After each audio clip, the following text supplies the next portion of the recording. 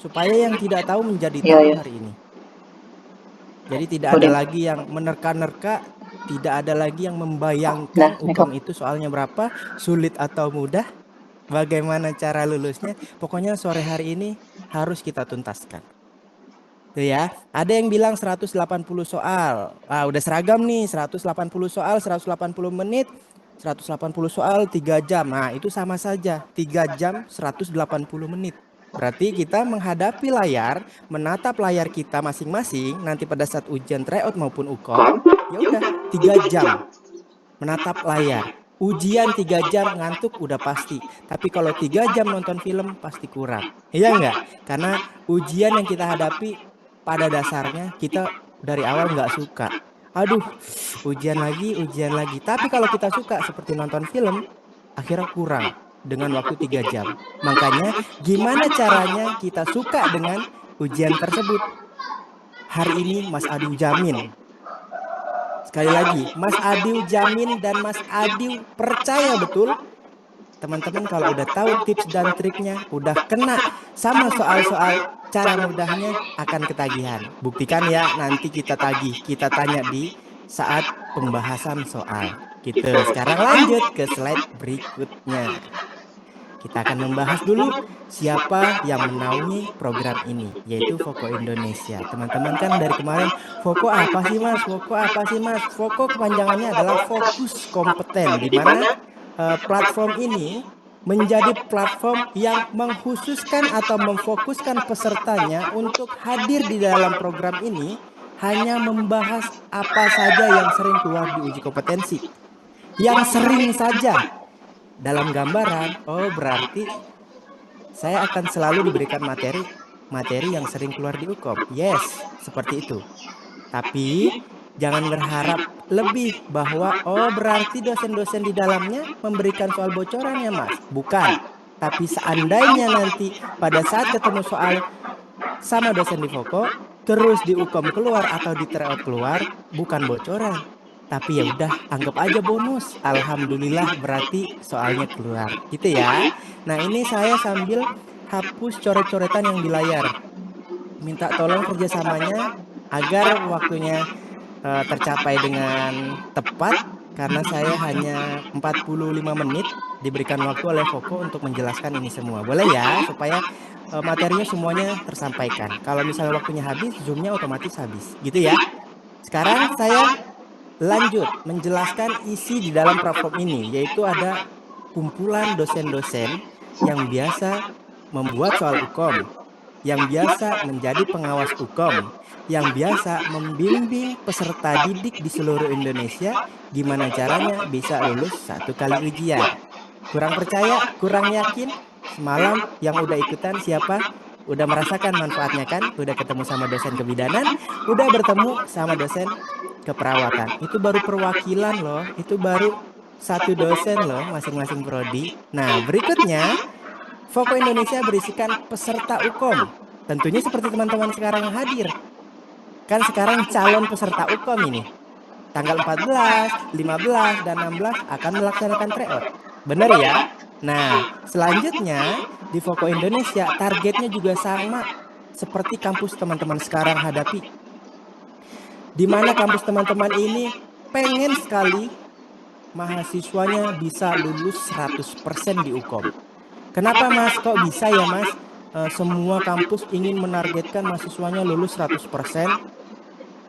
Karena apa? Setiap kampus jika ada mahasiswanya tidak kompeten, maka pada saat penilaian akreditasi kampusnya yang tadinya mungkin akreditasinya B, ingin naik ke akreditasi A, kalau ada mahasiswanya yang tidak kompeten akan dipertanyakan dan itu menjadi penghambat untuk naik akreditasi. Jadi gambarannya atau kalimat buruknya, seandainya ada di antara kita ada yang nggak lulus uji kompetensi, berarti menjadi beban kampus sementara. Jadi gimana caranya? Dosen pun harus meluluskan mahasiswanya tersebut. Tapi dosen di kampus tidak punya kewenangan penuh untuk meluluskan mahasiswanya untuk uji kompetensi. Karena yang menentukan lulus atau tidaknya itu bukan dosen di kampus, tapi panitia UKOM di pusat. Panitia Ukom di pusat apakah kenal dengan kita? Tidak. Apakah akan tega sama peserta yang tidak lulus? Tega-tega aja, toh mereka nggak kenal sama kalian. Toh tujuan uji kompetensinya untuk memberikan eh, kualitas yang lebih dan teman-teman mendapatkan kualitas tersebut. Kan begitu ya. Jadi sekarang kalau Mas Adi boleh bilang, daripada teman-teman hanya membayangkan, hanya menunggu dan lain sebagainya, yuk mulai dari sekarang, mumpung masih ada waktu, mumpung masih dikasih kesempatan, ada platform belajar yang sudah sesuai dengan kebutuhan, silakan diikuti secara intens. Nah, sekarang saya lanjut untuk membahas terkait apa sih uji kompetensi. Hal-hal apa sih yang penting yang harus saya ketahui sebagai peserta? Ini wajib banget diketahui sebelum teman-teman menghadapi tryout maupun UKOM. Karena kebanyakan di antara kita hanya tahu bahwa uji kompetensi itu adalah ya ujian, Mas. Ya udah mengerjakan soal, Mas. Tapi nggak tahu dasarnya apa, tujuannya apa, dan kapan pelaksanaannya. Kadang-kadang coba saya tanya deh, kira-kira udah ada yang tahu belum spesifik kapan sih melaksanakan uji kompetensi? Coba ketik. Ada nggak yang udah tahu tanggal berapa, bulan apa? Ada yang tahu nggak UKOM-nya? Pasti hanya beberapa. Sisanya kebanyakan nggak tahu. Coba ketik. Kalau nggak percaya, buktikan omongan Mas Adi. Pasti ada yang tahu, ada yang belum tahu. Kapan tanggal UKOM-nya? Kapan dilaksanakan UKOM-nya? Jam berapa? Sesi pagi, siang, atau kapan? Pasti ada yang belum tahu. Tapi ada beberapa yang sudah tahu, sudah pasti. Nah, makanya Zoom ini diadakan supaya kita seragam, supaya tidak ada lagi yang meraba, supaya semuanya itu cerah. Oh ya, saya udah tahu UKM-nya tanggal segini. Oh iya, saya walaupun nggak tahu tanggalnya, saya tahu carinya di mana. Kalaupun nggak tahu carinya di mana, saya tahu harus tanya ke siapa. Kan gitu ya. Gambaran Zoom pada malam hari ini menjadi jembatan bagi teman-teman yang kebingungan menghadapi uji kompetensi mulai dari mana, dengan siapa, dan tujuannya seperti apa. Gitu ya. Sekarang saya lanjut slide berikutnya. Suara saya masih terdengar jelas? Saya khawatirnya cuma ngomong-ngomong-ngomong hilang suaranya. Masih jelas? Masih. Mohon izin, masih jelas? Masih ya? Masih. Oke, masih. Kalau gitu saya lanjutkan. Boleh di screenshot, boleh dicatat kalau informasinya bermanfaat. Tapi kalau enggak, ya udah didengarkan aja. Ya, silahkan. Yang pertama yang perlu diketahui di uji kompetensi, selain mengetahui soal berapa yang diujikan, selain waktu berapa menit yang diujikan, ini dia. Dasar dari uji kompetensi adalah suatu proses pengukuran pengetahuan, keterampilan, dan sikap. Tiga hal ini yang diujikan sebenarnya dalam 180 soal tersebut. Pengetahuan contohnya apa aja, Mas? Pengetahuan itu seperti kita kuliah. Kalau yang D3 3 tahun, kalau yang profesi lebih dari 3 tahun. Tentu banyak yang lanjutan dari D4 dulu ya. Sekarang ada yang dari D3 mau lanjut ke profesi, ada yang D4 lanjut ke profesi. Kenapa ya, Mas? Kok saya mau melanjutkan uh, kegiatan tersebut? Padahal saya umurnya udah 40 loh. Saya umurnya udah 50 loh. Bener gak? Ada nggak yang sekarang mau nggak mau, suka nggak suka lanjut profesi? Ada nggak? Coba. Karena tujuannya sama bos di puskesmas, di rumah sakit diminta untuk update STR. Ada nggak? Coba ketik ada jika ada. Ada nggak? Ada. Ada tuh di kolom chat. Ada. Dan saya tahu betul, bukan anak muda aja yang ikutan, yang senior juga ikutan uji kompetensi, yang senior juga ikut lanjut profesi. Jadi buat teman-teman D3 yang hadir, jangan nunggu nanti-nanti. Kalau udah tahu UKOM-nya kapan, kalau udah tahu pelaksanaan uji kompetensinya seperti apa, jangan santai-santai. Lihat teman-teman dari profesi yang lebih senior daripada kita yang D3. Mereka sibuk loh, ada yang jadi bos loh, udah punya rumah sakit, udah punya puskesmas, tapi mau nggak mau mereka harus lanjut kuliah profesi untuk apa? Untuk STR-nya. Karena di tahun 2026 nanti, jika tidak bergelar profesi, tidak berprofesi, maka SIP-nya tidak bisa diperpanjang. Jadi teman-teman D3 udah tahu ya langkah sekarang mau kayak gimana? Mau stop di D3-nya saja atau mau lanjut ke profesinya? Saya yakin semuanya pengen yang terbaik seperti itu ya. Dan sekarang saya jelaskan satu persatu. Mulai pengetahuan.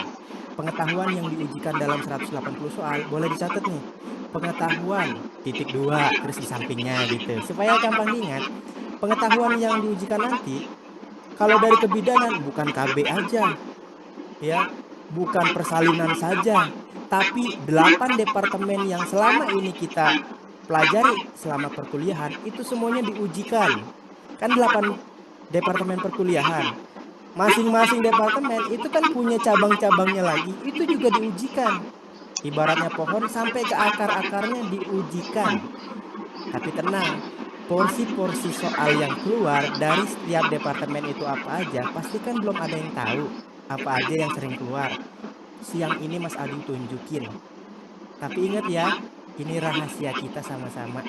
Supaya kita bisa mudah lulus satu kali ujian. Oke ya, sepakat ya? Nah itu pengetahuannya. Kalau keperawatan kan ada KMB, ada maternitas, ada keperawatan anak, ada gerontik, ada jiwa dan lain sebagainya. Kalau nggak salah ada 9 departemen perkuliahan di keperawatan. Nah, saya tanya ke keperawatan, kira-kira materi apa sih yang paling banyak dan paling susah? Coba ketik dulu supaya masuk akal nih informasinya. Teman-teman keperawatan, materi apa sih yang paling banyak materinya dan paling sulit untuk dipelajari? Walaupun sulit saya bisa loh Mas. Iya, betul. Tapi pertanyaan saya, materi apa yang paling banyak dan mungkin lebih sulit? Coba Kak Titin, top, KMB. Setuju, sepakat. Karena KMB itu sampai 3 jilid loh. Ya, KMB 1, KMB 2, KMB 3. Dan KMB 1, jilid 1, bukunya tebel-tebel. Iya ya, bukunya tebel-tebel. Kayaknya kita nggak punya bukunya di rumah. Biasanya kita pinjam sama perpustakaan. Karena bukunya tebel-tebel. Kalau ditaruh di tas kita juga kayaknya keberatan untuk dibawa-bawa. Makanya dipinjam ke perpustakaan dan tidak boleh dibawa pulang biasanya. Iya ya. Nah, kalau untuk kebidanan, kira-kira materi apa paling banyak? Coba. Tadi keperawatan kan udah tahu. Paling banyak KMB dan menguasai nggak soal KMB? Jangan sampai nggak menguasai. Soal itu yang sering banyak keluar atau porsi terbanyak di soal keperawatan. Kalau di kebidanan paling banyak udah ada yang tahu belum soal apa? Yang paling banyak. Mana teman-teman kebidanan mana nih? Persalinan. Sip, udah betul. Ada 2 yang paling banyak di kebidanan. Di persalinan, 1, nanti saya informasikan di slide berikutnya supaya tinggal screenshot supaya bisa dipelajari. Itu untuk pengetahuan ya, bunda-bunda, bapak-bapak, ibu-ibu sekalian yang ada di sini. Ini udah kayak lagu ya Mas Adi ya. Yang pertama pengetahuan udah selesai, kita bahas. Yang kedua adalah keterampilan. Keterampilan diuji juga Mas, bukannya pada saat OSCE doang Mas kita diujikan. Jangan salah, walaupun UKAM itu ujiannya secara tertulis, tapi keterampilan kita secara praktek dituangkan secara tertulis. Kira-kira mudahan praktek atau teori? Coba ketik, kira-kira mudahan ujian praktek atau teori? Maaf ya bunda-bunda, bapak-bapak, bukan bermaksud mendikte, bukan. Supaya informasinya ini masuk akal 2 arah. Kalau seakan-akan nonton video kayaknya nggak, ini ya kurang pas ya. Tapi kalau tanya jawab biasanya lebih seru, lebih nangkep begitu. Kira-kira mudahan praktek atau ujian teori? Kebanyakan praktek. Iya, saya juga setuju. Kalau ujian saya pengennya ujian praktek. Karena kalau teori saya males Mas baca. Mas saya udah umur segini Mas, pandangan saya terbatas. Kalau praktek Mas, saya sehari-hari Mas makanannya itu mau praktek apa juga saya jabanin Mas. Kan gitu ya bahasa awamnya kita, bahasa gaulnya kita. Mau praktek apapun saya jabanin Mas kalau cuman praktek, karena itu makanan saya sehari-hari, apalagi yang profesi. Setuju gak? Karena itu makanan kita sehari-hari. Jadi kalau ujiannya praktek, saya lebih suka dan pasti nilai saya lebih bagus. Tapi sayangnya keterampilan yang diujikan nanti bukan secara praktek di UKOM, tapi secara tertulis. Udah pengetahuan secara tertulis, praktek secara tertulis. Yang terakhir adalah sikap. Sikap itu apa Mas yang diujikan? Sikap kita berbicara dengan pasien, menanggapi pasien, menangani pasien, itu sikap yang diujikan pada saat uji kompetensi. Prinsip etik yang lebih sering dikenal atau familiar teman-teman dengarkan, yaitu prinsip etik. Biasanya prinsip etik ini bukan biasanya, memang sudah ada di materi manapun. Di KMB juga ada, di Gadar juga ada, di komunitas juga ada bagi teman-teman yang profesi. Jadi prinsip etik ini semuanya ada di departemen yang kita pelajari. Dan soal etik di Ukom hanya keluar 5 sampai 7 soal aja. Di Ukom. Walaupun cuma 5 sampai 7 soal, anggap aja kita baru ngerjain 1 sampai 5 soal, isinya soal etik semua, dan kita tidak menguasai prinsip etik, apa yang terjadi sama diri kita? Kebingungan. Setelah bingung, ngeblank. Kalau udah ngeblank, ngerjain soal berikutnya, apakah bisa fokus? Jawabannya tidak. Jawabannya nggak bakalan bisa fokus. Mas, tapi saya disarankan oleh dosen mengerjakan soal yang paling mudah. Betul, setuju banget. Nanti pada saat kita tryout, pada saat kita ukom, kerjakan soal yang paling mudah. Tapi yang namanya mental, yang namanya kesiapan, apakah bisa kita persiapkan secara tiba-tiba? Tidak. Siapa tahu teman-teman belajar siang malam, tapi pada saat ada di depan layar akhirnya grogi. Dari grogi menemukan soal yang susah, boro-boro mau lanjut cari soal yang mudah. Yang ada nanti kita cuman next. Tiba-tiba waktunya habis cuman buat next aja. Jadi sampai sini mungkin sudah ada gambaran ya, harus seperti apa kita bersikap untuk menghadapi uji kompetensi ini. Itu untuk dasarnya. Oh banyak juga ya Mas pengertian dasar uji kompetensi. Itu apa yang Mas Adi sampaikan, Mas Adi pelajari selama 5 tahun. Dan Mas Adi berikan selama 40 detik, 40 menit kurang lebih. Jadi buat bunda-bunda, insya Allah informasi ini valid dan boleh dipertanggungjawabkan. Karena informasi ini Mas Adi dapat pengalaman Mas Adi dulu datang ke kampus-kampus, ikut mengawas tryout internal kampus. Kalau ada teman-teman dari Stikes Muhammadiyah Kendal, ada nggak? Dari Stikes Muhammadiyah Kendal ada nggak di sini yang hadir? Dulu Mas Adi ikut di lantai 3. Pelaksanaan tryoutnya itu sama seperti pelaksanaan UKOM. Rame sekali. Waktunya 3 jam. Di jam berapa Mas? Di jam 2 siang. Sama seperti sekarang. Tantangannya apa? Ngantuk. Memang jamnya ngantuk. Ternyata apa? Pesertanya kebanyakan tertidur. Ya, kenapa? Kurangnya persiapan. Jadi sekali lagi, jangan sampai UKOM yang kita diuji cuma 3 jam, gara-gara 3 jam akhirnya kita tidak lulus, akhirnya STR kita tidak keluar, kita nggak bisa perpanjang SIP, dan akhirnya kita menunggu UKOM di tahun depan. Rugi ya, makanya tujuan akhir ada di tangan teman-teman semua. Mau lulus 1 kali ujian atau mengulang-ulang, silakan. Ini dasar uji kompetensinya, udah Mas Adi informasikan. Jika bermanfaat silakan di screenshot bagian dasarnya saja. Jika tidak silakan disimak saja. Tapi mohon maaf dan seizin-izinnya Mas Adi minta tolong. Jangan sampai masuk kuping kanan, keluar beli gorengan. Jangan ya. Kita lanjut. Kita lanjut slide berikutnya, yaitu tujuan uji kompetensi. Sebelum saya tampilin deh tujuan uji kompetensi supaya masuk akal lagi.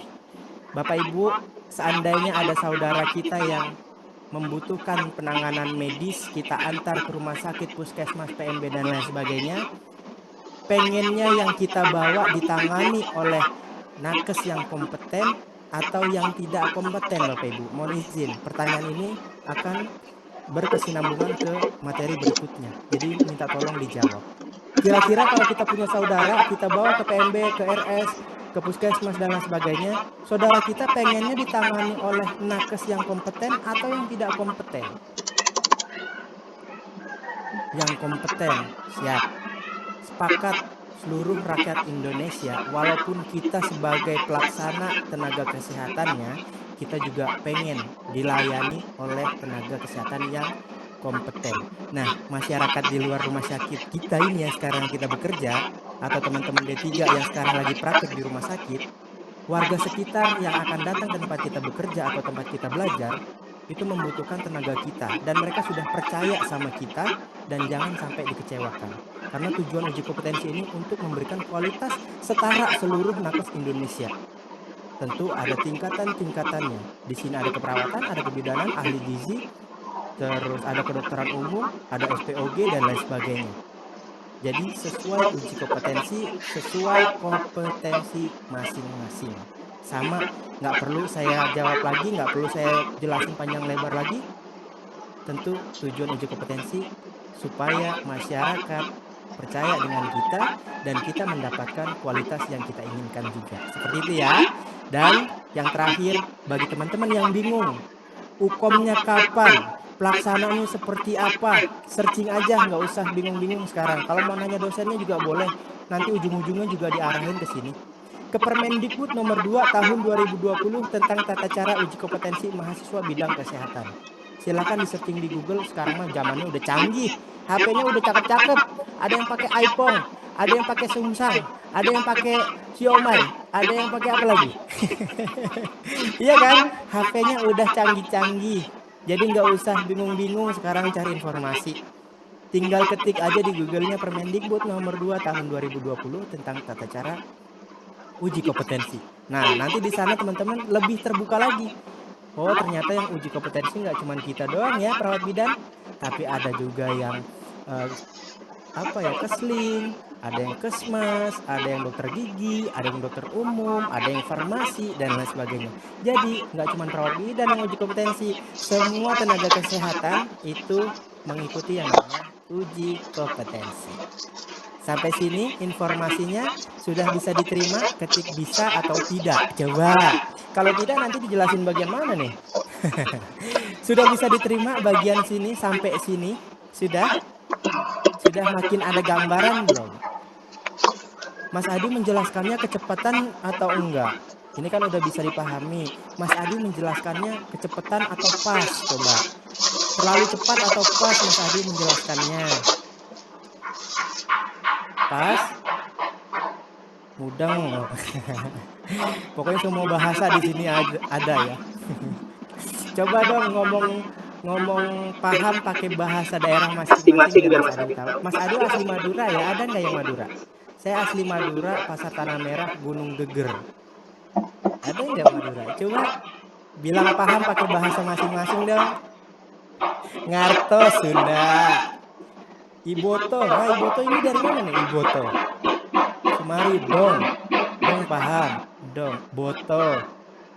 Ngartos. Kan jadi teman-teman tahu ya bahasa masing-masing di tempat kita di Indonesia ternyata memang beragam ya. Mangarti Manado Mudeng. Mudeng Sunda ya. Ngertos. Ngertos ini ya Jawa ya. Boten ngertos. Ngertos. Kebanyakan Jawa ya. Mangarti Daya. Oh, ada Daya juga. Di Daya banyak orang Madura juga ya. Kalimantan Barat, Kalimantan Tengah, Kalimantan Timur, Madura banyak. Apalagi di Jakarta. Kalau bunda-bunda ke Monas, itu isinya orang Madura semua. Yang dagang, yang jadi keamanan. Kayaknya orang Madura tuh. Oh, sama Padang deh, sama Padang di Monas itu. Kok jadi bahas ini ya, jadi bahas Monas ya. Kita lanjut ke slide berikutnya. Jawa. Oke. Kita lanjut ke slide berikutnya. Apa sudah ngantuk? Karena ini memang jam ngantuk ini sebenarnya. Kita lanjut atau lanjutnya pakai bahasa masing-masing ya, pakai daerah masing-masing. Lanjut. Kayaknya makin ini ya, makin paham ya, makin matang ini persiapan ini. Terus laju kalau orang ini ya, kalau orang Kalimantan laju. Lajengken Sunda. Mulai mengantuk kakak, lagi mulai mengantuk ya kan? Kalau mulai mengantuk seperti biasa dulu zaman kita SMA diajari oleh guru olahraga, kalau ngantuk tangannya diginiin. Iya masih ingat ya? Mungkin bunda-bunda kalau misalnya lagi komunitas kelahan juga mengajari seperti ini mungkin ya. Yang ngantuk, yang ngantuk. Ini Mas Adi juga pengen tidur ini. Oke, kita lanjut ke slide berikutnya. Silakan bagi yang butuh materi ini silakan di screenshot karena file dan rekamannya tidak dikirim. Silakan di screenshot 3, 2, 1. Bahan bacaan aja. Nanti dari dosennya kalau belum dapat kan udah dapat duluan. Kalau nanti dari Foko dapat, dari dosennya dapat kan makin ternyata informasi dari Foko benar juga ya gitu ya. Lanjut kita bahas exit exam. Mas Adi pengen tahu dulu Jangan Mas Adi terus yang ngasih tahu nih. Kira-kira udah ada yang tahu belum? Apa sih itu exit exam? Coba diketik di kolom chat. Saya yakin, saya percaya teman-teman sebenarnya udah tahu, tapi pasti ada yang bilang belum tahu. Coba yang tahu ketik tahu, yang nggak tahu bilang nggak tahu. Coba nggak usah dijelasin exit exam itu apa, tapi yang tahu bilang tahu, yang nggak tahu bilang nggak tahu. Coba supaya lagi-lagi ya, supaya informasinya masuk akal. Soalnya kalau misalnya Mas Adi ngomong terus nyerocos terus, teman-teman cuma seperti nonton video, nggak tanya jawab susah. Kalau tanya jawab kan lebih enak, lebih mudah dipahami. Ujian akhir pendidikan, exit artinya keluar. Ya benar juga ya. Tidak tahu. Kebanyakan tidak tahu ya. Ini bukan Mas Adi yang ngetik, bukan tim Foko. Masa iya tim Foko sebanyak ini orangnya. Ini pure jawaban dari teman-teman sejawat kita yang akan menghadapi uji kompetensi. Ujian yang sama yang akan kita hadapi. Kebanyakan nggak tahu. Oke, kita bahas. Sebenarnya udah tahu, cuma nggak tahu bahwa itu judulnya exit exam, gitu ya. Sekarang saya lanjut pembahasan exit exam. Exit exam itu adalah peraturan dan kurikulum yang sudah diterapkan per tahun 2019. Sebenarnya udah dirancang jauh-jauh hari, jauh-jauh tahun exit exam ini. Tapi waktu itu mau dilaksanakan per tahun 19. Tapi gara-gara corona, ya kan masih ingat ya, dulu zaman-zaman teman-teman profesi pakai APD berlapis-lapis, masih ingat ya. Terus sekarang beritanya naik lagi nih, ini bener apa enggak nih? Ya dulu zaman corona uji kompetensi ditiadakan. Akhirnya exit exam ini diberlakukan per angkatan tahun 2021. Sampai sekarang teman-teman juga akan merasakan exit exam. Lalu apa Mas exit exam itu? Jadi perbedaan teman-teman yang berlaku exit exam sama tidak boleh dicatat. Perbedaan exit exam tahun 2019 ke bawah atau 2021 ke bawah itu mereka melaksanakan wisuda duluan, mendapatkan STR duluan, mendapatkan SIP duluan, tapi pada saat exit exam diberlakukan itu dibalik 180 derajat Celcius Fahrenheit.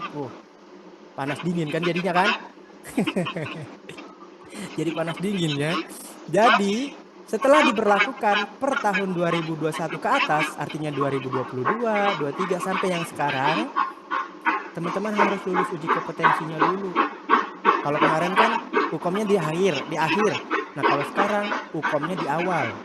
Teman-teman lulus UKOM dulu, baru bisa wisuda, sumpah profesi. Setelah itu dapat ijazah, dapat STR, silakan bebas. Karena STR yang sekarang seumur hidup. Jadi nanti yang UKOM sekarang nih nggak ada UKOM lagi, terkecuali teman-teman D3. Nanti UKOM lagi di profesi. Nah, ada yang bilang, aduh tahu gitu saya langsung ambil yang langsung profesi ya Mas di kampus. Karena udah terlanjur. Ya mungkin apa boleh buat, harus dilaksanakan, harus dijalani, jangan disesali karena udah pernah kita jalani, gitu ya. Itu perbedaannya. Mas, apa sih yang paling membuat kita jangan takut lah ya?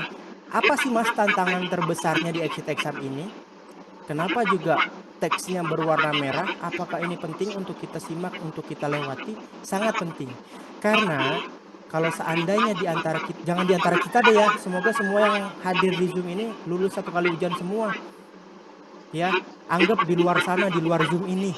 Anggap saja peserta di luar Zoom ini ada yang tidak kompeten. Sebenarnya banyak banget kerugian. Kalau seandainya kita gagal uji kompetensi. Kerugiannya banyak, tapi Mas Adi cuma tampilin 3 kerugian terbesar Supaya ini menjadi tamparan bagi kita agar kita lebih semangat mempersiapkan uji kompetensinya. Ya, di awal Mas Adi bilang, kita diuji cuma 3 jam loh. Kalau 3 jam tak lulus, kita ngulang lagi, ulang dan ulang. Akhirnya harusnya kita udah nggak ada urusan sama mahasiswaan, nggak ada urusan sama ngurusin SIP, nggak ada ngurusin nungguin hukum berikutnya. Ini harus nungguin lagi, bayar lagi. Biar kata orang Sunda mah biar. Kalau orang kepelangan, orang Madura bilang kepelangan. Iya kan? Kerugian yang pertama. Ini bukan menakut-nakuti, tapi sebagai tambahan saja bahwa inilah kita sekarang udah umur berapa sih, sudah semester berapa sih, masa sih mau santai-santai aja, masa sih harus nunggu gagal dulu sih, kenapa sih harus nunggu misal dulu sih, gak usah ya, mulai sekarang harus bisa kalian. Yang pertama kerugiannya adalah jika tidak meraih predikat kompeten, maka dinyatakan tidak bisa mengikuti wisuda. Coba 3 jam ujian gak lulus uji kompetensi, kita nggak bisa wisuda. Bulan teman-teman bulan semalam itu bilang kan bahwa uji kompetensi tiap angkatan tidak bisa dibagi dua ujiannya. Misalnya ada 200 orang, 100 itu di bulan Agustus, 100 lagi di bulan September. Nggak bisa digabung. Alias kalau seandainya 200 orang, 50 orang nggak lulus lagi bagaimana? Ya cuma 150 yang sudah, 50-nya nunggu hukum berikutnya.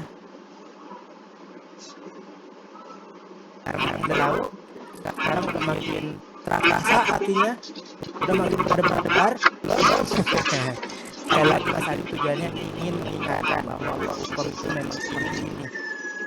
Regulasi harus dilewati. Dan pesan buat malam teman-teman dan ini pesan juga untuk teman-teman perawatan. Kalau ada oknum yang menawarkan ini Mas Adi bau ya.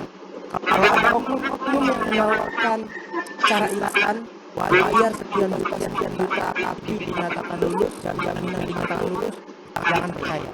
Mending uangnya untuk selamatan, mending uangnya untuk sedekah, dinyatakan untuk lancar dan data.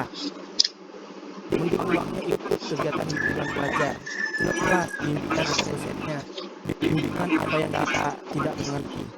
Ya kan, daripada kita berharap instan dan ada kerugiannya 2 kali. Ketipu yang pertama, yang kedua ulang uji kompetensi. Jangan ya. Jadi kita dijadikan maka dinyatakan tidak bisa. Kalau belakang sama informasi ini boleh meninggalkan dulu. Kalau udah gak kuat, tapi tenang aja. Di akhir kita kasih solusi supaya ketegangan kita, kekhawatiran kita yang jadi cair dan tenang. Di akhir kita ada solusinya. Langsung dipraktekkan, tidak usah nunggu nanti. Yang kedua, tidak bisa mendapatkan STR atau surat tanda registrasi bahwa kita layak menjadi seorang perawat maupun bidan. Ibaratnya kalau kita jalan pakai motor, kalau nggak punya SIM ditilang gitu. Kalau sekarang di Naskes kalau nggak punya STR nggak boleh pegang pasien, nggak boleh bikin praktek. Iya betul kan? Nah makanya ayo ambil STR kita hanya 1 kali ujian. Berikutnya hanya 3 kali kesempatan. Ini sebenarnya menjadi tantangan yang terberat. Hanya 3 kali kesempatan dalam 1 tahun untuk mengikuti hukum nasional. Mas Adi mau gimana tuh? Kalau 3 kali saya nggak lulus, terus saya nggak bisa hukum lagi. Mas, ambil gampangnya aja ya. Perumpamaan gampang. Seandainya saya coba titik. Enggak usah deh. Seandainya Mas Adi ikut uji kompetensi di bulan Januari, aja. Seandainya Mas Adi ikut hukum di bulan Januari, Mas gagal. Bisa nggak diulang? Coba jawab di kolom chat. Saya Januari gagal. Bisa nggak diulang uji kompetensi? Boleh dibantu di kolom chat. Mas Adi gagal bulan Januari, bisa nggak diulang? Tidak bisa. Ada yang bilang bisa. Jawabannya bisa. Masih ada yang kedua. Saya akan ikut di bulan Februari. Ternyata Adi Februari gagal juga. Ulang lagi bisa. Kapan? Bulan Maret. Mas, kalau misalnya ketiga kalinya Mas Adi gak lulus uji kompetensi, Mas Adi gimana nasibnya? Mas Adi mau kemana arahnya? Kalau 3 kali berturut-turut gagal, tanya lagi ya. Kalau 3 kali berturut-turut gagal, kira-kira bisa nggak ngulang uji kompetensi? Tadi kan kalau gagal sekali bisa, 2 kali bisa. Nah sekarang kalau gagal 3 kali berturut-turut, kira-kira bisa nggak ngulang uji kompetensi?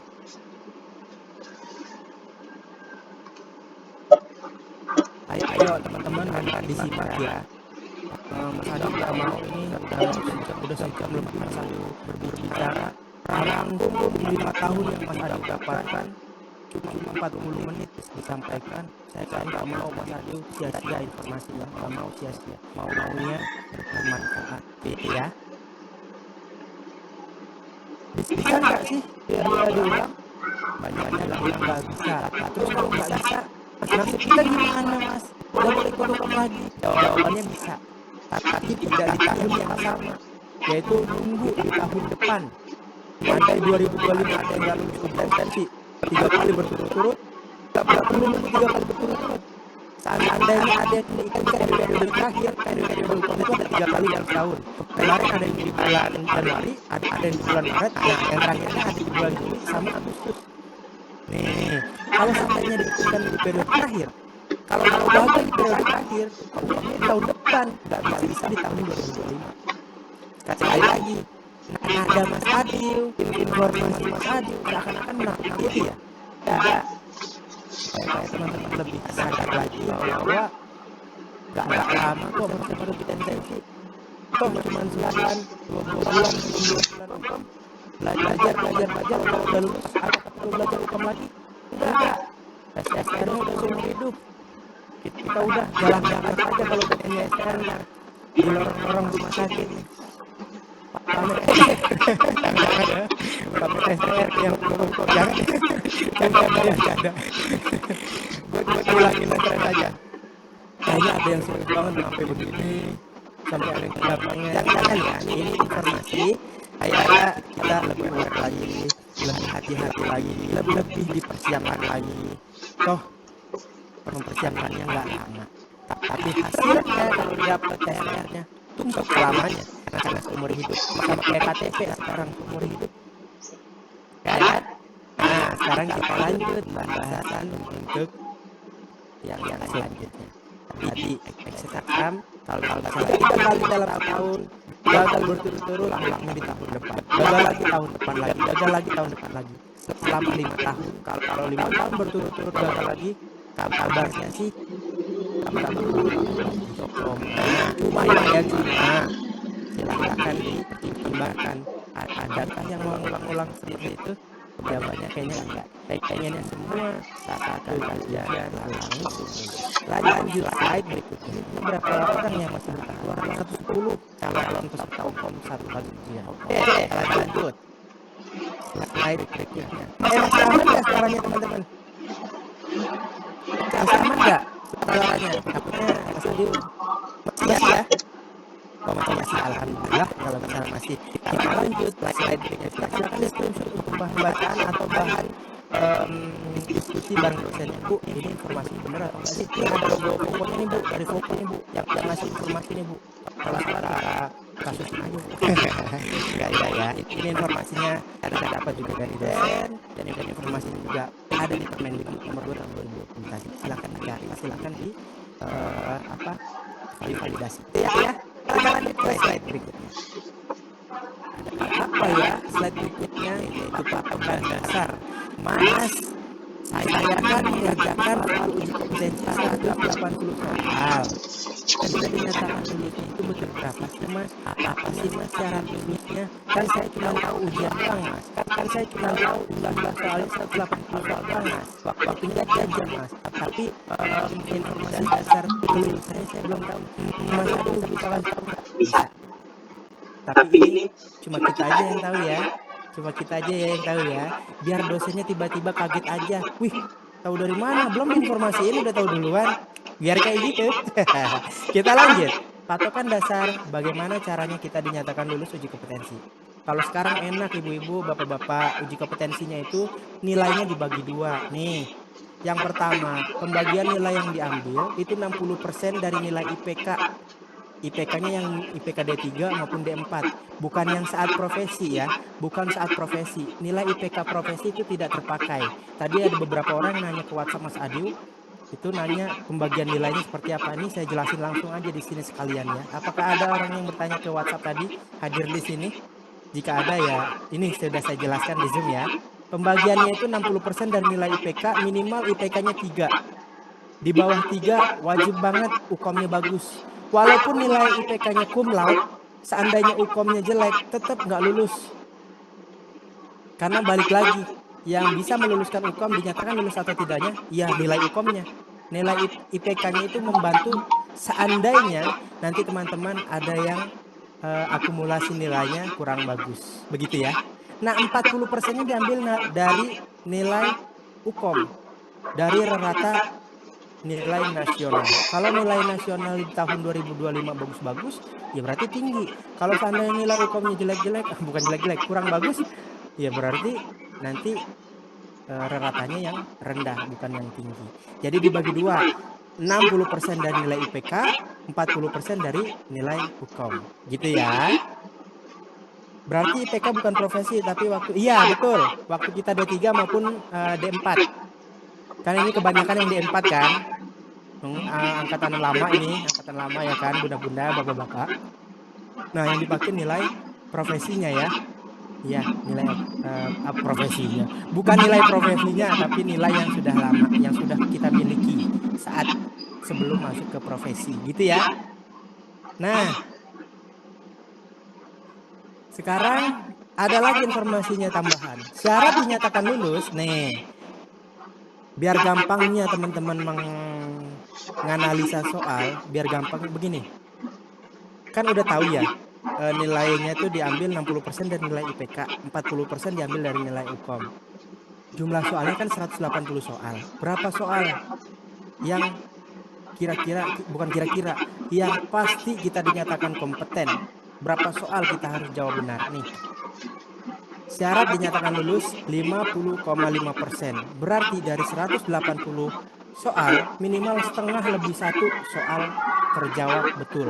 Yaitu minimal 91 soal, kita udah pasti dinyatakan kompeten. Mau IPK-nya di bawah 3, mau IPK-nya di atas 3, itu udah pasti kompeten.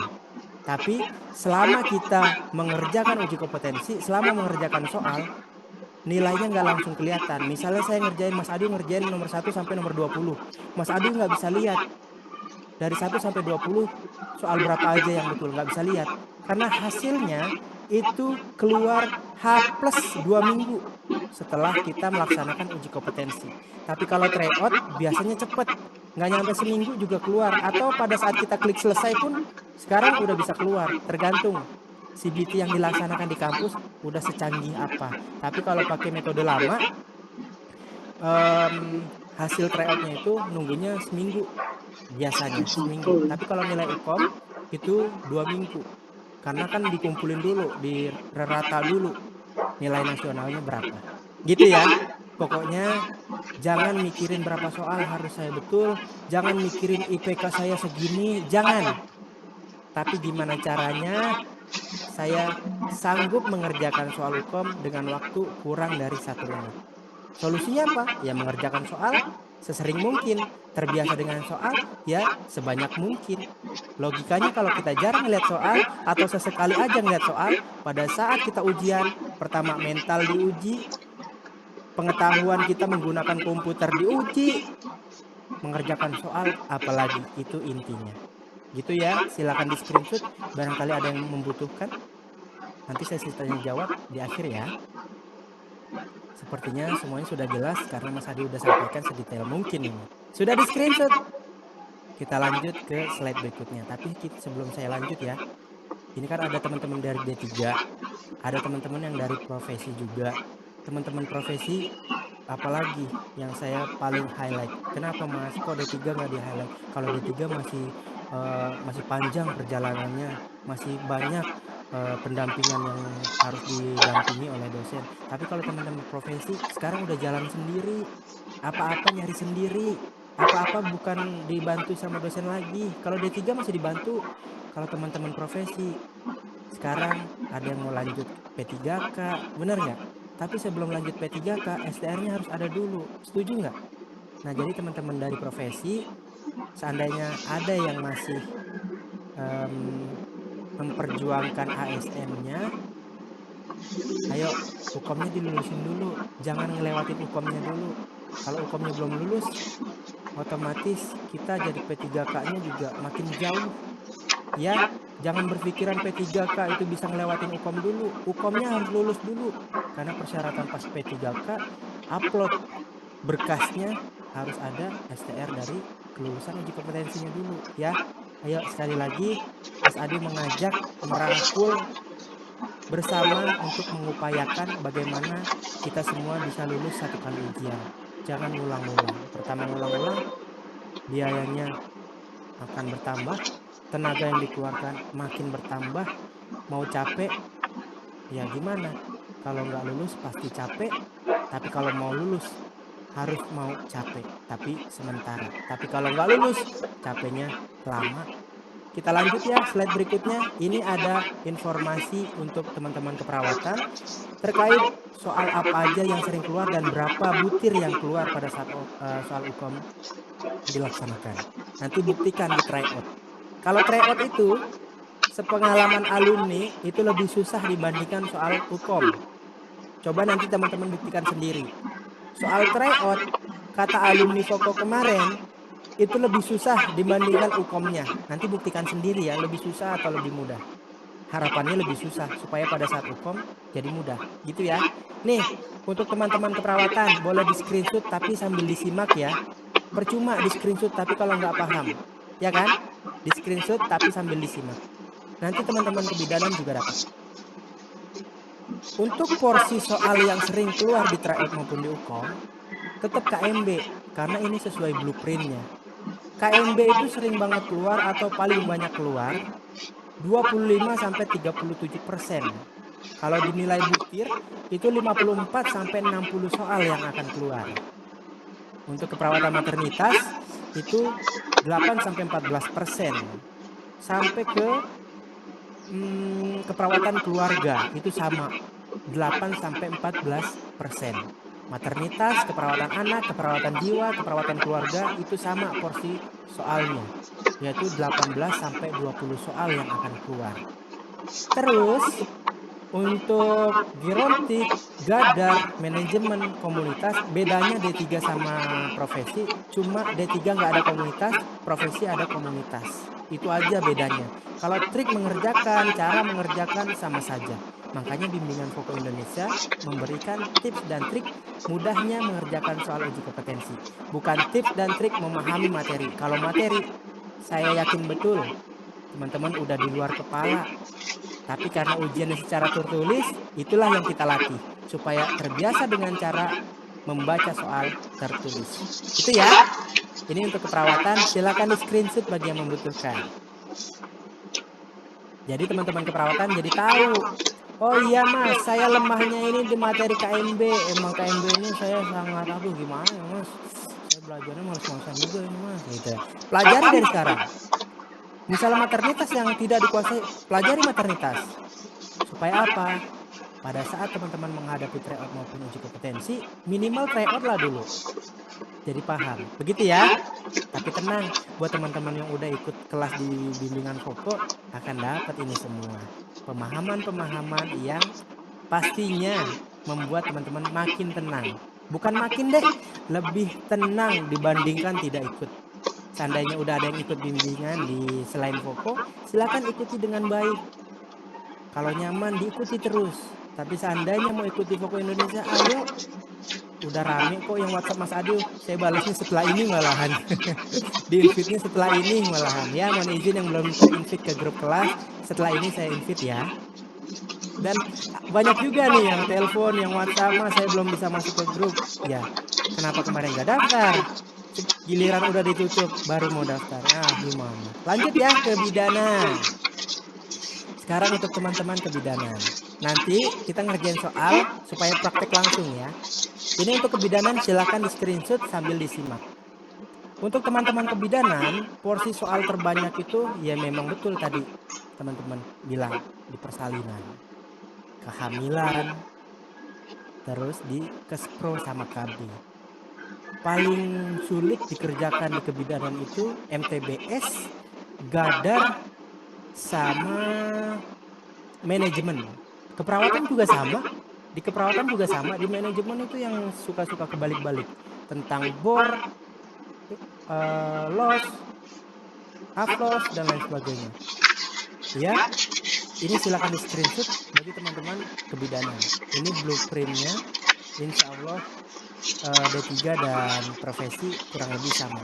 Yang membedakan cuma di komunitas saja. Silakan di screenshot. Sudah?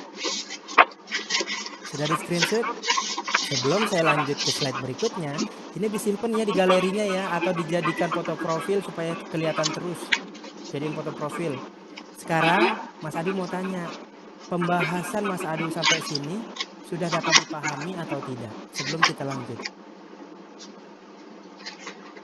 Sudah? Sudah ya? Nggak berasa Mas Adi, cuap-cuap udah 1,5 jam. Tanpa henti loh. Tanpa henti loh. Sekarang kita lanjut. Kita akan mengerjakan soal. Kita pertama ngerjain soal perawat dulu ya. Pertama kita ngerjain soal perawat dulu. Teman-teman keperawatan kira-kira sudah siap atau belum mengerjakan soal keperawatannya? Habis itu kita bahas. Tips dan triknya sama, bidan dan perawat. Sama aja cara ngerjainnya. Teman-teman perawat ketik siapnya dulu dong. Teman-teman kebidanan jangan mau kalah. Kita lihat teman-teman keperawatan ngerjain soal keperawatan berapa orang sih yang betul. Nanti teman-teman kebidanan juga ya. Kan kita udah pemahaman materinya nih dari A sampai tadi sampai H lah mungkin ya. Sekarang ngerjain soalnya. Teman-teman perawat dikit ya yang hadir. Kalau gitu kita lengkap ke soal bidan aja ya. Lengkap ke soal bidan ya. Teman perawat sedikit yang ngomong siap ini. Cuman berapa orang? Lengkap ya, langsung ke bidan ya. Jangan Om. Wah, udah dipanggil Om aja nih. Siap. Oke, ternyata perawatan banyak. Sekarang sebagai tantangannya sama seperti UKOM teman-teman akan diberikan 1 menit 1 soal. Ini saya tampilin 1 menit 1 soal ya. Silahkan timer saya siapkan di sini dan menjawab soalnya di kolom chat. Pastikan jangan mengikuti jawaban yang sudah muncul. Baca dulu pertanyaan. Nah nanti pembahasannya atau triknya di akhir deh. Teman-teman kerjakan dulu biar berasa. Silakan. Soal nomor 1, 1 Perawat menit sedang dimulai dari mengunjungi sekarang. desa dan Kenapa saya tampilin soal ini? Soal ini sering banget yang keluar. Supaya pas pembahasan terngiang-ngiang. disediakan kamar mandi di beberapa 1 menit sudah berjalan, silakan. jangan termasuk ramah masyarakat jika dia jauh dari TPM tindakan perawatan melakukan PSM tersebut membagikan hasil kasus tersebut pada dinas kesehatan mengajau pembersihan lingkungan lapor pot eko tidak mau enggak berarti melaporkan kasus tersebut di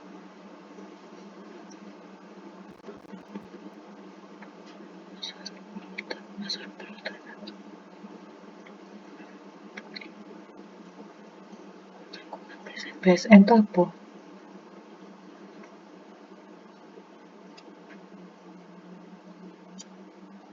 Perawat sedang mengunjungi desa dan satu Jawabannya ada yang A. Waktunya habis ya, 1 menit. Jawabannya ada A, ada B. Paling banyak jawabannya yang A. Oke, ada yang B. Oh, ada yang E juga nih. Ada yang E juga. Yang E 1, 2, 3, 4. 5 orang yang jawab E. Sisanya A dan B. Kebanyakan menjawab yang A ya. Kita simak pembahasannya. Sebelum pembahasan, kita bahas dulu tips dan triknya. Oke, saya sambil coret-coret, teman-teman lihat coret-coretannya supaya makin paham. Teman-teman keperawatan saya tanya dulu, kalau ada bilang ada, kalau enggak bilang enggak ya, tidak gitu ya. Ada enggak yang ngerjain soalnya, setiap ngerjain soal kasus itu selalu membaca dari sini Dibaca terus berurutan sampai akhir. Ada nggak yang cara ngerjainnya kayak gitu? Bilang ada kalau ada, kalau tidak ya tidak. Ada yang G doang. Oke, singkat sekali. G. Tidak. Ada, tidak ada. Kebanyakan yang tidak. Berarti selama ikut webinar kemarin, tips dan triknya dipakai. Mungkin ini yang bilang ada, kemarin nggak hadir ya. Nih, supaya hari ini beneran jadi seragam untuk teman-teman mengerjakan soal. Nih, saya sambil coret-coret. Pertama, boleh dicatat. Baca dulu pertanyaan. Yang pertama ya, baca dulu pertanyaan. Apakah tindakan keperawatan utama? Cukup, nggak usah sampai akhir, nggak usah sampai sini nih, nggak usah. Oke? Nah, saya hapus dulu ya. Nah, apakah tindakan keperawatan utama? Di UKOM itu selalu yang diminta paling utama, tepat, paling benar. Nah, itu di UKOM. Makanya yang di akhir itu nggak usah dibaca, kan waktunya cuma 1 menit. Setelah itu, yang kedua tipsnya adalah observasi kasus dengan cara mencari kata kuncinya saja. Nggak usah dibaca semua. Perawat sedang mengunjungi desa endemik. Oke. Mengunjungi desa endemik. Ini setting tempatnya di desa. Terjadi kasusnya adalah endemik DBD. Berarti sebelumnya sudah pernah terjadi kasus DBD. Terjadinya 1 bulan terakhir terjadi 9 kasus. Nah, kata kunci itu nyarinya begini aja. Terdapat jentik nyamuk di genangan air pada selokan kamar mandi pot bunga. Kata penunjang atau pendukungnya adalah hasil wawancara dengan tokoh masyarakat. Biasanya teman-teman keperawatan yang sedang menjalani komunitas, mereka akan bekerja sama tokoh masyarakat tersebut, mulai dari RT, RW dan lain sebagainya. Kenapa? Karena kalau perawat tiba-tiba ujuk-ujuk datang ke suatu desa, dia langsung melakukan penyuluhan, nggak bakal didengerin. Tapi kalau kepala desanya yang ngomong, RT-nya yang ngomong, perawatnya yang ngomong, atau siapa pokoknya yang dituakan di desa tersebut, pasti didengerin. Disuruh kumpul di tempat A, pasti kumpul. Bener nggak teman-teman profesi? Bener ya? Bener atau tidak? Bener. Pasti perawat kalau ujuk-ujuk datang melakukan penyuluhan nggak bakal didengar. Atau antusiasnya sedikit, walaupun didengar. Bener ya? Makanya kerjasamanya sama tokoh masyarakat. Nah, ini kata penunjang atau data fokus yang membantu kita lebih mudah mencari apa yang terjadi dan apa yang harus kita lakukan. Nah, yang terakhir itu enggan melakukan 3M, 3 miliar tuh. Menutup, mengubur dan menguras, bukan meminum ya. Yang ketiga, triknya adalah memilih option jawaban dengan cara mengeliminasi. Loh mas, katanya jawabannya atau waktunya 1 menit 1 soal. Kalau cara ngerjainnya kayak gini apakah nggak kelamaan mas? Ini hanya pembahasan. Kalau teman-teman udah terbiasa mencari kata kunci, nggak perlu 15 detik pun udah bisa jawab. Buktikan sendiri kalau nggak percaya. Kalau udah terbiasa. Teman-teman lebih dari 1 menit wajar, karena nggak terbiasa. Kalau udah terbiasa 15 detik udah bisa menjawab. Melakukan PSN. Jawabannya betul ya. Hakikatnya, widih, Mas Adi kalau ngomong hakikat nih, takdir. Teman-teman, di uji kompetensi nanti kalian akan terkecoh. Maksudnya gimana mas? Pilihan A, B, C, D, dan E itu pasti semuanya benar. Kalau kita lihat, setuju nggak? Semuanya pasti kelihatannya benar. Tapi kan kita tadi udah mempraktekkan, baca dulu pertanyaan. Yang diminta tindakan keperawatan utama. Udah, yang diminta keperawatan utama.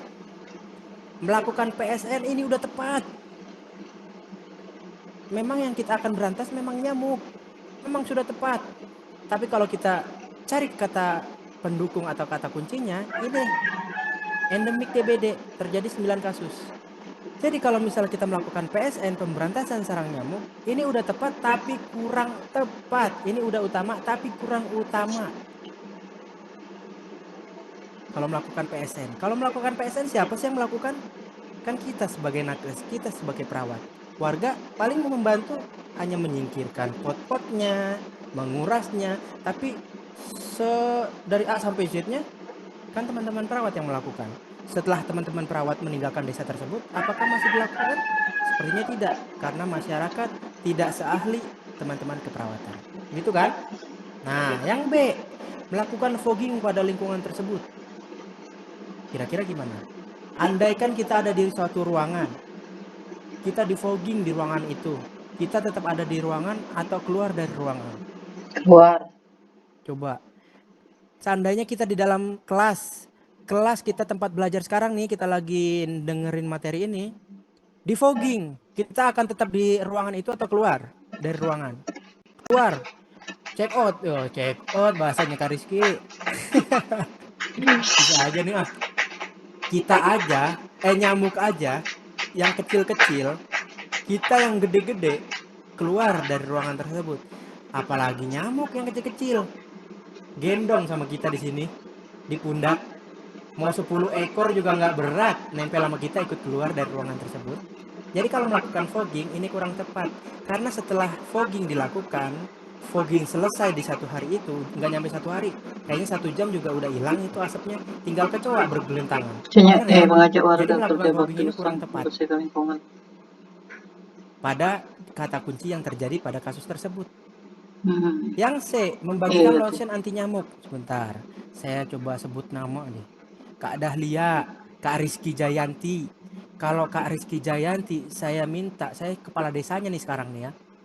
Saya minta Kak Rizky Jayanti pakai lotion anti nyamuk setiap hari atau secara rutin. Mau nggak? Pakai lotion anti nyamuk secara rutin, mau nggak? Mana Kak Dahlia, Kak Jayanti? Mau nggak? Kayaknya enggak. Atau pertanyaannya diganti deh. Kalau kita pakai lotion anti nyamuk secara rutin, apa yang terjadi sama kulit?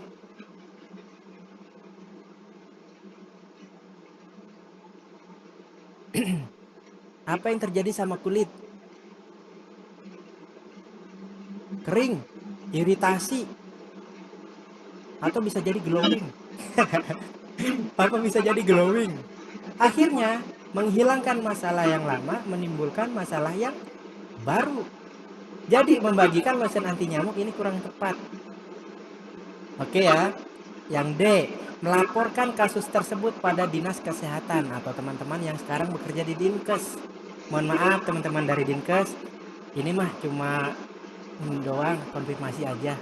Kira-kira seandainya saya ketua RT nih di desa Kahuripan misalnya, lapor sama teman-teman Dinkes. Halo Pak, di desa saya terjadi DBD Pak, 9 kasus Pak. Boleh nggak Pak langsung ditangani? Kira-kira langsung berangkat ikut kepala desa atau menunggu ada checklist yang harus diselesaikan atau mengikuti prosedural, mulai dari pemakaian alat, pemakaian zat kimia dan sebagainya. Ada nggak prosedurnya? Nunggu checklist, nunggu prosedural. Iya. Apakah itu cepat? Tidak. Pasti disuruh nunggu dulu sejam, 2 jam, 3 jam atau nginep seharian. Kan begitu. Ini bukannya leletnya pekerjanya atau bukan leletnya tenaga kesehatan, bukan. Tapi kita memang ada prosedural yang harus kita checklist terlebih dahulu. Itu yang membuat jawaban D ini kurang tepat. Iya kan? Nah, berarti kalau udah kita eliminasi semua, jawaban yang terakhir itu adalah jawaban yang paling tepat sesuai kasus yang terjadi pada soal yang kita kerjakan, yaitu mengajak warga kerja bakti membersihkan lingkungan. Apakah mengajak warga kerja bakti membersihkan lingkungan ini tidak tepat? Jawabannya sangat tepat. Karena apa? Faktor utamanya adalah masyarakat enggan melakukan 3M. Tapi kalau kita coba penyuluhan mengajak warga kerja bakti dengan meminta tokoh masyarakat untuk melakukan penyuluhan tersebut, insya Allah Nggak tahu sih dilaksanain apa enggak. Ya, biasanya dilakukan. Tapi jawaban pada kasus ini mengajak warga kerja bakti membersihkan lingkungan. Ini jawaban paling tepat yang E. Ada yang betul? Ada, cuma 5 orang kayaknya tadi.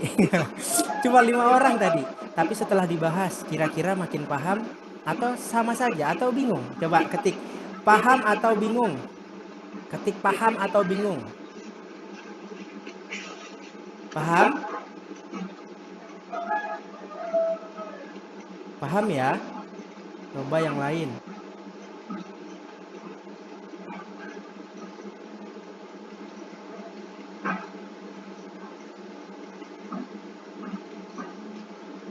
Heli Puskesmas Taji Magetan loh. Kerja bakti itu belum tentu memberantas sarang nyamuk. Apa enggak PSN yang utama? Ada yang mau membantu menjelaskan? Ada yang mau membantu menjelaskan ini ke siapa? Kak Heli sepertinya tadi belum menyimak di bagian pembahasan soal kasus. Atau kita lanjut saja?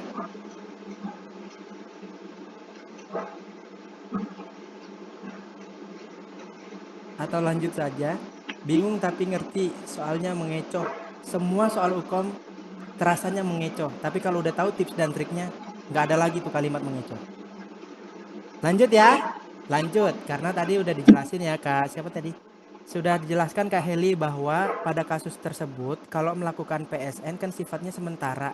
Sedangkan yang diminta oleh pertanyaannya adalah keperawatan utama.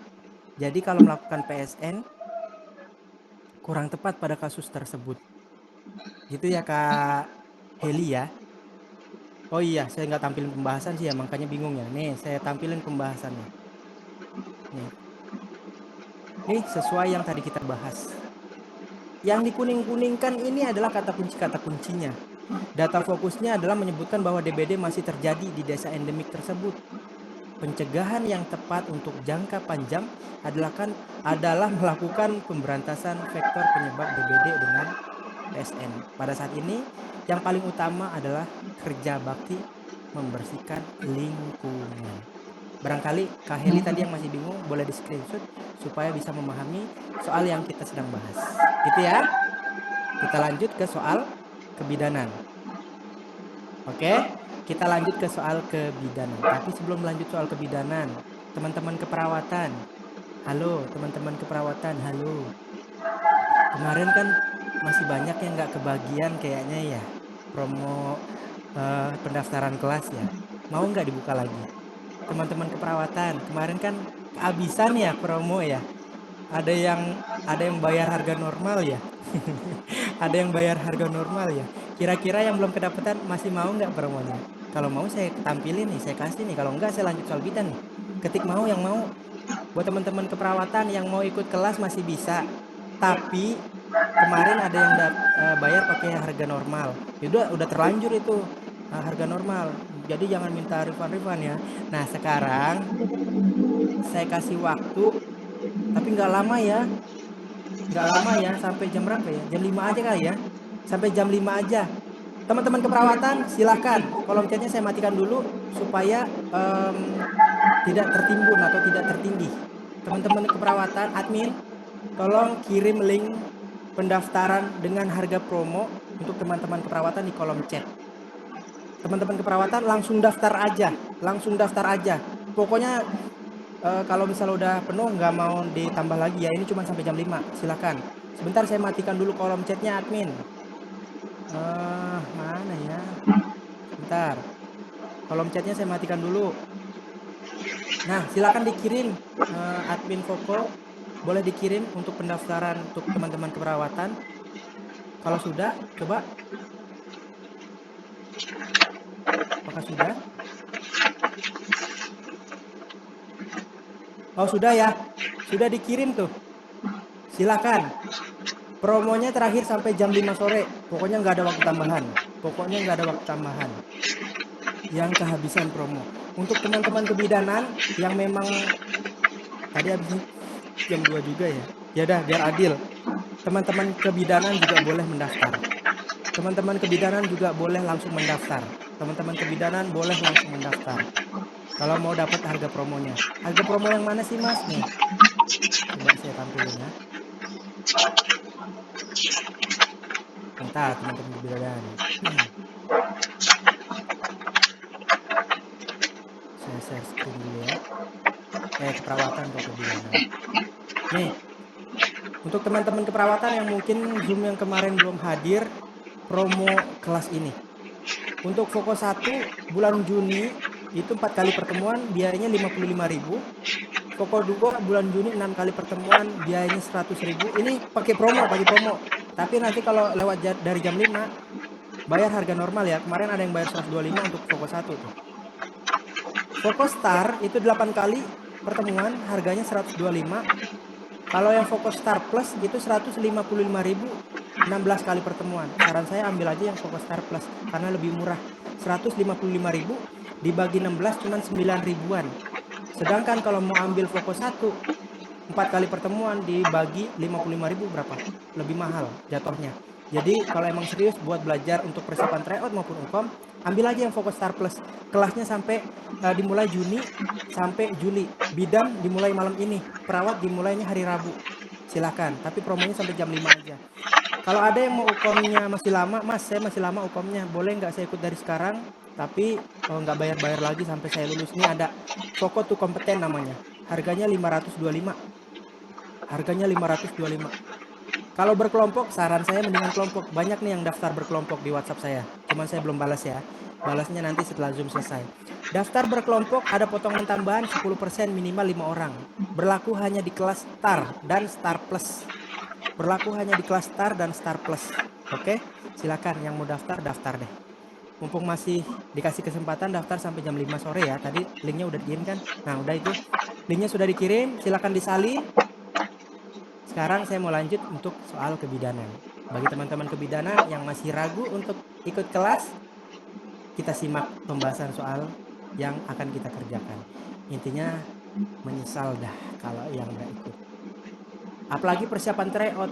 Kalau tryoutnya bagus kan alhamdulillah. Gitu ya. Kalau tryoutnya aja jelek, itu mempengaruhi mental kita. Bagaimana nanti nilai UKOM-nya ya. Ini aja baru tryout loh gitu ya. Kita lanjut untuk soal kebidanan. Oh iya, chatnya belum saya aktifin ya. Teman-teman kebidanan maupun keperawatan silakan. Keperawatan udah mulai daftar silakan. Ambil sesinya. Ambil waktunya mumpung jam 5 terakhir tuh. Langsung daftar aja. Buat teman-teman kebidanan, salin dulu linknya, daftarnya antar belakangan. Barangkali masih ada yang ragu. Tapi bidan udah banyak banget yang ikut. Silakan disalin dulu sebelum saya nyalakan kolom chat. Disalin dulu linknya. Untuk teman-teman bidan maupun keperawatan salin dulu link pendaftarannya. Yang mau buku juga ada ya, buku uji kompetensi. Kalau kebidanan bukunya itu beli 2 150.000, berarti satunya cuma 70 ribuan. Isi soalnya 180 soal masing-masing buku. Ya. Oke ya, saya hitung mundur. Yang belum salin soal silakan disalin. 10 9 8 7 6 5 4 3 2 1. Kita lanjut untuk pembahasan soal kebidanan. Apakah bidan udah kabur, udah nggak ada di room? Coba kebidanan ketik hadir baru kita ngerjain. Kalau memang banyak yang hadir, kalau nggak ada kita sudahi. Ketik hadirnya teman-teman kebidanan, kita mengerjakan soal kebidanan. Hadir. Oke, banyak ternyata. Kita lanjut soal kebidanan. Sama ya, waktunya 1 menit. Triknya juga sama. Karena tadi udah dapet trik dan tips pada saat mengerjakan soal perawat, bidan harusnya lebih mahir. Silahkan. 1 menit dimulai dari sekarang.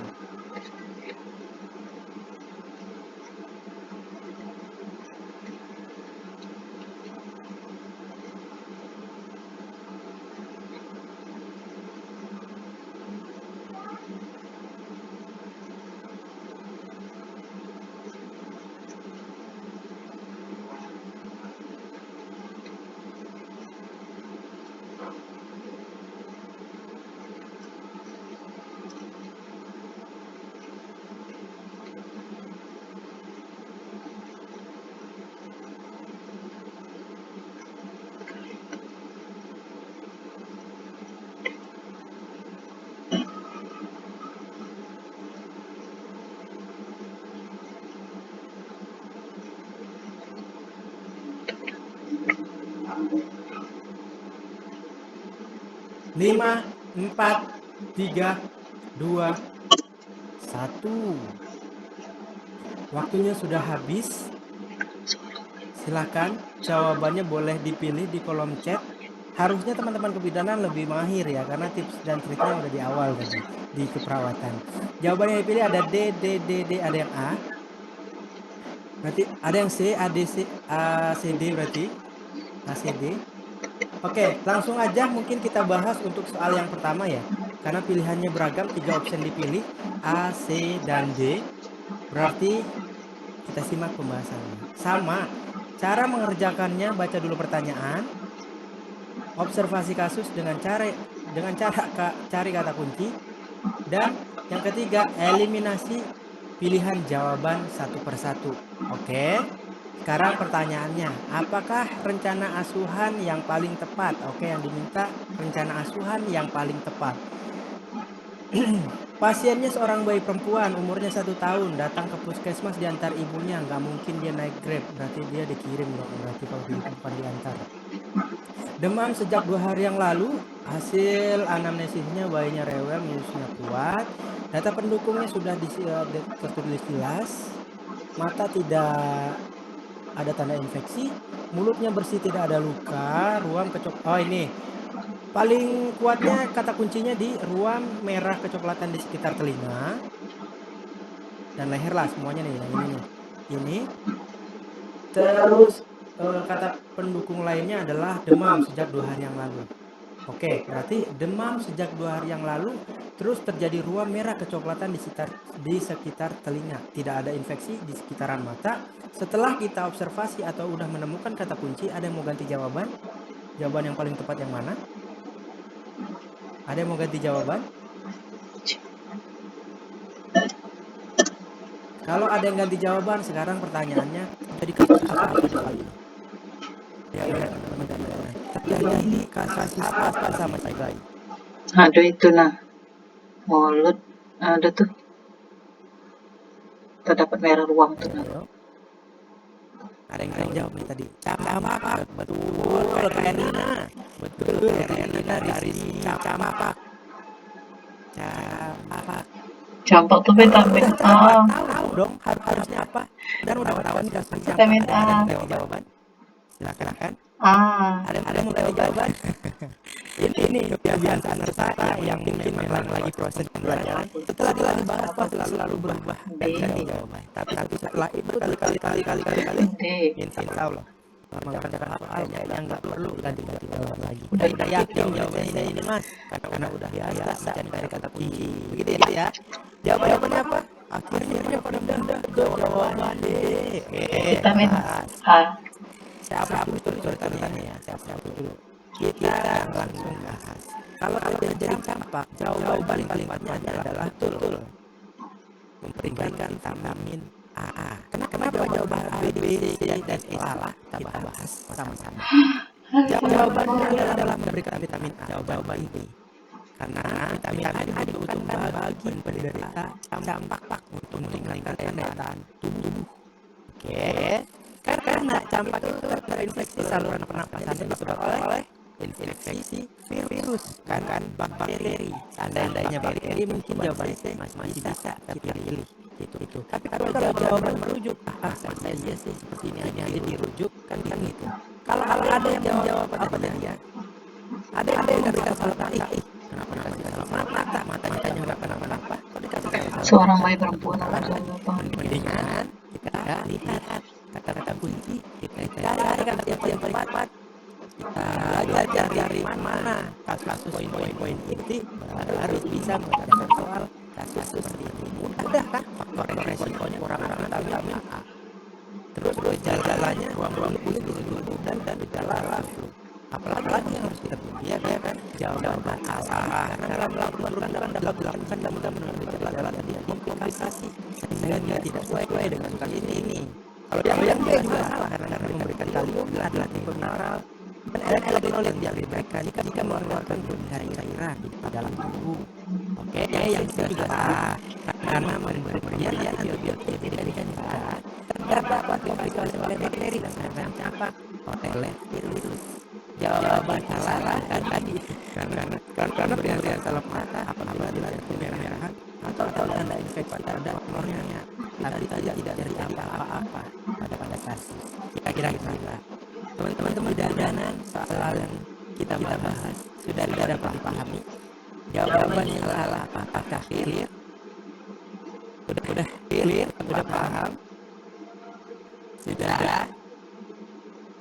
paham. Nah, kesimpulan utamanya dari semua yang kita bahas dari awal sampai mengerjakan hal apa sih yang terjadi sama kita juga kurang persiapan mengerjakan hal aja untuk persiapan sebelumnya atau informasi di awal sampai soal kayaknya kita udah tahu informasinya. Tapi yang kita perlu adalah bagaimana caranya kita mengerjakan kasus dengan tepat. Berarti apa solusinya? Ya solusi cuma satu, mengerjakan hal kasus sesering mungkin.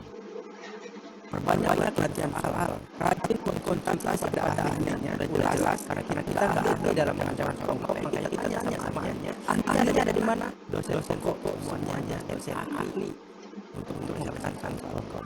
Buat kelompok belajar, gak usah sibuk-sibuk dari kelompok sendiri di Fokus Indonesia, teman-teman tinggal daftar, masuk grup, nanti di link belajar teman-teman sama dosen. Gak ngerti tanya jawab sama dosen.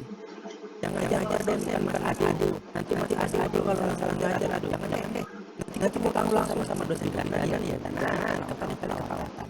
Jadi dosennya proyek masing-masing. Konsisten dengan tujuan akhir. Maunya konsisten lalu ujian. Ya udah.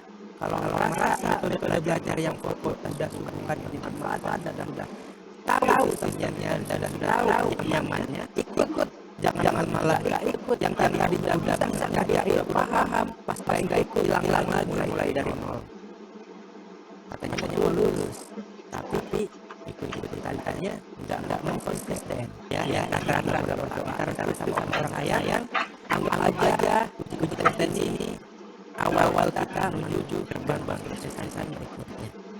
Itu akhirnya ini bisa disampaikan Mas Adil ini sudah belajarnya kurang lebih seperti ini. Ini testimoni dari teman-teman baca testimoni ini secara lengkap di Google review.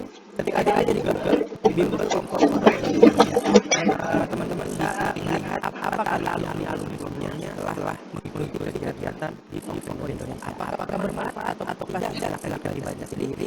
Mas Adil tidak mau membagus-baguskan Fokus. Khawatirnya terlihat hanya ingin peserta lebih banyak tidak, tapi pengen ayo Fokus ini ada adanya. Mas Adil ini apa adanya, dosennya juga akan berikan sesuai keinginan, dosennya dosennya sesuai kebutuhan kita kasih kepada apa, silakan dibaca sendiri, dipilih sendiri, seandainya teman-teman mau belajar bareng ayo, kita tidak juga nggak apa-apa. Yang jelas teman-teman dulu berbanyak latihan soal, mau latihan sama Fokus, ayo. Tapi kalau nggak mau sama silahkan.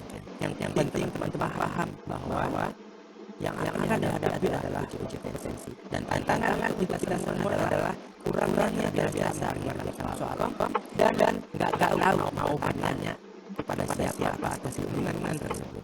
Itu ya silakan yang mau daftar linknya udah tadi dikirim, yang tidak mau daftar sudah masuk dalam atau sudah bayar udah daftar tapi belum di-invite setelah ini di-invite ya. Setelah selesai saya masih di-invite satu-satu. Oke. Yang belum kelompok konfirmasi sama tadi Mas saya mau belum kelompok. Ingat cuma sampai jam 5 sore. Karena teman-teman kemarin ada yang bayar mahal gara-gara memang udah close jam 2 siang. Teman-teman kita jangan harus jam 2 siang udah terakhir. Tapi ayo untuk masih ada waktu untuk daftar sampai jam 5. Nanti saya invite kita bidana mulai belajar di malam. Dosen malam itu ada Belia dari BUPM, BPI. Ada yang dari BPI. Nah, nanti belajar sama Bu Amelia dari BPI, Bakti Dewi Indonesia. Silakan ya.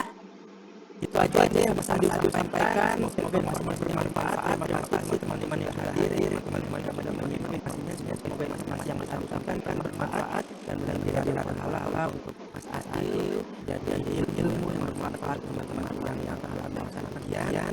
masalah itu di WhatsApp dan sampai jumpa di kelas bimbingan cara intens sama-sama Indonesia.